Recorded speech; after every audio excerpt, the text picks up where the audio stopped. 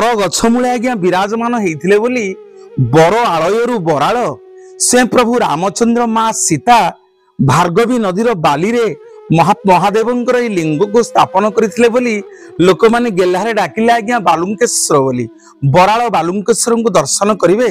अनेक दिन हला बाहागर हेलानी आज्ञा पुओ झियो हेनी डाक्तर फेरई देलानी जिबे ये बराल बालुंकेश्वर निकट रे गोटे मानसिक करिवे गुआ और नड़िया बसई 21 दिन पालन करिवे 107 गरा जल आज्ञा बराल बालुंकेश्वर गाधेइबे एवं जेतेबेले 108तम गरा जल स्वामी स्त्री दुई जन जाक आपण गाधेइबे ता दुआरु आज्ञा के खाली हाथ रे फेरिके आसी नाहंती।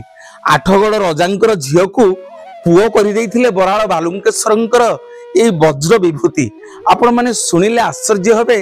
कैंसर रोग रे लोक पीड़ित होई डाक्तर माने फेरई दियंती जाहाकू ए बाबा बराल बालुंकेश्वर पाखरे आपण माने गुआ नड़िया बसई 108 गरा जल जदि अभिषेक करिवे ताहाले बाबा बराल बालुंकेश्वर आपणकर सबु रोग को निराकरण करिदेबे। अपुत्रिक आज्ञा पुत्र लाभ करुछंती आपण देखिए बराल बालुंकेश्वर पाखरे पुओ झियो हबा पई बहुत भक्त माने हजार हजार संख्यारे जानती एठी गुआ और नड़िया स्थापन करती।